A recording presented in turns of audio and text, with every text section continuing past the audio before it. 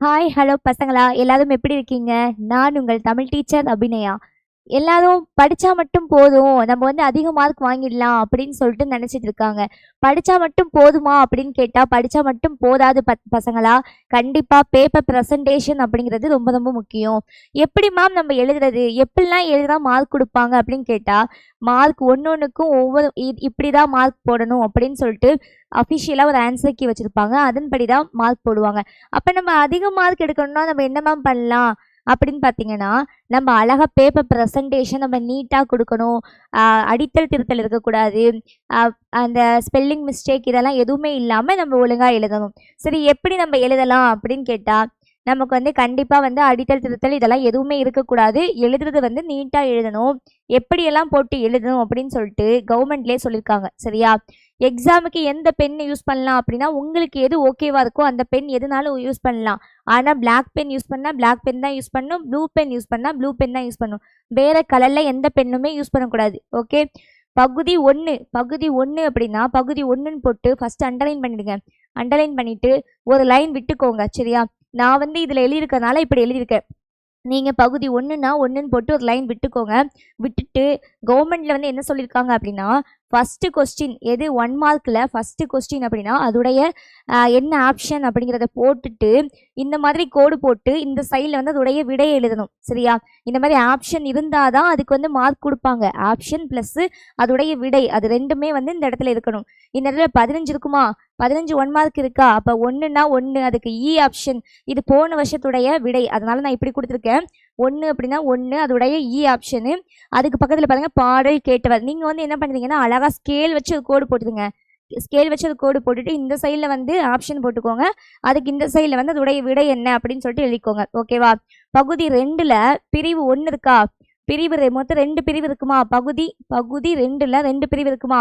இதை என்ன பண்ணணும் அப்படின்னா ஃபர்ஸ்ட் பகுதி 2ன்னு போட்டுக்கோங்க. பிரிவு 1ன்னு போட்டு அதில் கொஸ்டின்ஸ் கேட்பாங்கல்ல, 16வது கொஸ்டின்லேருந்து ஸ்டார்ட் ஆகும்ல, அந்த கொஸ்டினுக்கு இப்போ ரெண்டு கொஸ்டின் கேட்டிருப்பாங்கல்ல, ஒரே கொஸ்டினில் 2 ஆன்சர் எழுதுற மாதிரி இருக்கும் சில கொஸ்டினுக்கு. அதாவது ஆக்கு ஒரு கொஸ்டினும் ஆவண்ணாவுக்கு ஒரு கொஸ்டினும் கேட்டிருப்பாங்க. இதுக்கு ஒரு மார்க், இதுக்கு ஒரு மார்க், அந்த மாதிரி கொடுத்துருப்பாங்க. அப்போ நீங்கள் வந்து 16 எப்படின்னு போட்டுட்டு வேறு ஆன்சர் மட்டும் எழுதக்கூடாது. எப்படி இருந்தால் ஆன் போட்டு அதுக்கு கீழே ஆவண்ணா அப்படின்னா ஆவண்ணான்னு போட்டு எழுதணும். ஆனால் அடித்தல் திருத்தல் இல்லாமல் எழுதணும். அதுதான் ரொம்ப முக்கியமானது. பேப்பரை பார்த்த உடனே நமக்கு இவ்வளோ மார்க் போட்டுடலாம், தெளிவாக எழுதியிருக்கான், அந்த மாதிரி அவங்க நினச்சி போடணும். அந்த மாதிரி எழுதணும். சரியா? அடுத்தது பாருங்க, 17வது கொஸ்டின் எழுதிங்க. பகுபத உறுப்பிலக்கணம் தான் எழுதினீங்கன்னா இப்படி நீங்கள் பிரிக்கிறீங்கல்ல, வாழ்க அப்படிங்கிறத வாழ்குற்றல் கேன் பிரிக்கிறீங்கல்ல, இப்படி பிரிச்சிங்கன்னா மட்டுமே இதுக்கு வந்து என்ன மார்க் கொடுத்துருவாங்கன்னா 1 மார்க் கொடுத்துருவாங்க. இதுக்கு மட்டுமே 1 மார்க் கொடுத்துருவாங்க. இந்த மாதிரி பிரித்து அதோடைய ஆன்சர் எழுதும்போது இதுக்கு 1 மார்க் கொடுப்பாங்க. இதை அழகாக பிரித்து அவங்களுக்கு புரியுற மாதிரி காமிங்க. அடித்து திருத்தி காமிக்காதீங்க. ஒரே லைனில் ஃபுல்லாக எழுதிட்டு இருக்காதீங்க. சரியா? இந்த மாதிரி அழகாக 1 by 1 எழுதுங்க. அதே மாதிரி இப்போ இந்த மாதிரி ஏதாவது ஒரு கொஸ்டின் கூட இப்போ கம்பரை பற்றி எழுதுங்க. இந்த மாதிரி 2 மார்க் கொஸ்டினில் நான் வந்து அதாவது இது கேட்பாங்கன்னு சொல்ல, இந்த மாதிரி ஏதாச்சும் கொஸ்டின் கேட்பாங்கல்ல, அப்படி கேட்கும்போது எப்படி எழுதணும்னா இந்த மாதிரி கம்பர் பற்றி கேட்குறாங்க அந்த மாதிரி இருக்கும்போது கம்பர்னு போட்டு கீழே வந்து அண்டர்லைன் பண்ணிடணும். அண்டர்லைன் பண்ணிட்டு ஒரு ரெண்டு பாயிண்ட் 2 மார்க் கொஸ்டினுக்கு கண்டிப்பாக 2 பாயிண்ட் வந்து இருக்கணும் அப்படின்னு சொல்லிட்டு அஃபிஷியலாக சொல்லியிருக்காங்கப்பா. அதனால கண்டிப்பாக 2 பாயிண்ட் இருக்கணும். அதுக்கு மேலே நீ 3 பாயிண்ட் கூட நீ எழுதிக்கலாம். அதனால தப்பு கிடையாது. ஆனால் 2 பாயிண்ட்டுக்கு குறைவாக இருக்கக்கூடாது. அடுத்து பாருங்க, பகுதி 3ல் 3 பிரிவு இருக்கா? அதில் பிரிவு 1, அதே மாதிரி பிரிவு 2னா பிரிவு 2, பிரிவு 3னா 3 அப்படின்னு சொல்லிட்டு கரெக்டாக மென்ஷன் பண்ணுங்க. இந்த சைடில் இப்போ 29வது கேள்வினா அதில் வந்து கம்பராமாயணம் பற்றி எழுதுங்க அப்படின்னு சொல்லிட்டு இந்த இடத்துல கொடுத்துருக்காங்க. அப்படின்னா நம்ம என்ன பண்ணோம், கம்பராமாயணம் போட்டு ஒரு கோடு கிழிச்சிருங்க. கோடு கிழிச்சிட்டு அதுக்கு கீழே பாருங்க, அண்டர்லைன் பண்ணிட்டு அதுக்கு கீழே வந்து கம்பராமாயணம் பற்றி நீங்கள் வந்து 3 மார்க் கொஸ்டினில் 3 பாயிண்ட் போட்டிங்கனாலே போதும், 3 மார்க் கொடுங்க அப்படின்னு சொல்லிட்டு சொல்லிட்டாங்க. சரியா? பேப்பர் கரெக்ஷனுக்கு 3 பாயிண்ட் கொடுத்தாலே போதும், 3 மார்க் கொடுங்கன்னு சொல்லிட்டாங்க. அழகா நீங்கள் பாயிண்ட் போட்டு எழுதிங்கன்னு வச்சுக்கோங்களேன், 3 பாயிண்ட் பார்த்த உடனே 3 மார்க் கொடுத்துருவாங்க. ஆனால் நீ 4 பாயிண்ட் எழுதினாலும் எழுதிக்கோ, 5 பாயிண்ட் எழுதினாலும் எழுதிக்கோ. ஆனால் 3 பாயிண்ட்டுக்கு கம்மியாக எழுதிக்காது. ஓகே. நெக்ஸ்ட் பாருங்க, அணியில் வந்து என்ன பண்ணணும் அப்படின்னா கண்டிப்பாக வந்து என்ன இருக்கணும், அணியில் கண்டிப்பாக வந்து என்ன அணின்னு நீங்கள் எழுதிருந்தீங்கன்னா அதுக்கு 1 மார்க் கொடுத்துருவாங்க. சரியா? என்ன அணின்னு எழுதிருந்தீங்கன்னா அதுக்கு 1 மார்க் கொடுப்பாங்க. அதோடைய விளக்கம், அணியுடைய விளக்கம் என்ன, அதுக்கான சான்று என்ன, சான்றுக்கான பொருத்தம் என்ன, இது எல்லாமே அழகாக எழுதணும். இது எல்லாமே எழுதினாதான் அதுக்கான 3 மார்க்கு கிடைக்கும். அடுத்தது பாருங்க, இந்த அழகீட்டு வாய்ப்பாடு இருக்குல்ல, அந்த அழகீட்டு வாய்ப்பாடில் வரிசை எண் போடுறீங்களோ இல்லையோ, ஆனால் சீர் தனியாக பிரிக்கணும், அசை தனியாக பிரிக்கணும், வாய்ப்பாடு தனியாக. இந்த மாதிரி பாக்ஸ் போட்டு தான்ப்பா எழுதணும். இந்த மாதிரி அழகாக பாக்ஸ் போட்டு இந்த மாதிரி தனித்தனியாக பிரிச்சுடுங்க. சீர் தனியாக, அசை தனியாக, வாய்ப்பாடு தனியாக. இப்படி தான் எழுதணும், இப்படி எழுதினா தான் கரெக்டாக 3 மார்க் கொடுப்பாங்க. சீருக்கு 1 மார்க்கு, அசைக்கு 1 மார்க்கு, வாய்ப்பாடுக்கு 1 மார்க், இப்படி தான் கொடுப்பாங்க. அடுத்து பாருங்க கடிதம். கடிதம் எழுதிங்கன்னா எப்படி நம்ம எழுதணும்? கடிதத்துல இடம் நாள் இருந்துச்சுன்னா அதுக்கு வந்து 1/2 மார்க் கொடுத்துருவாங்க. முக்கியமானது என்ன அப்படின்னா கடிதத்துடைய கொஸ்டின் என்ன.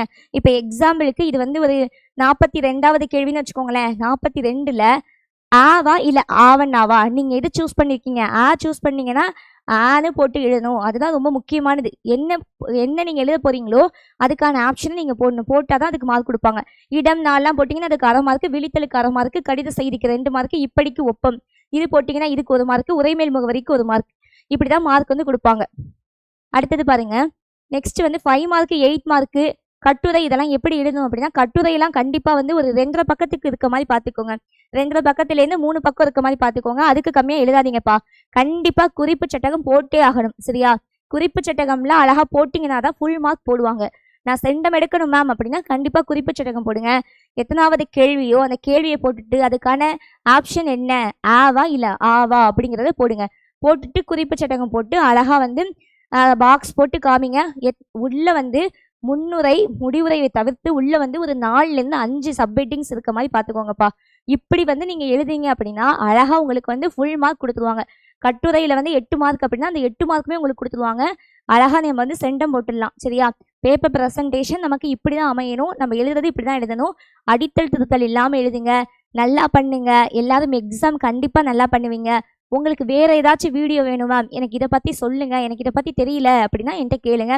Okay, thank you.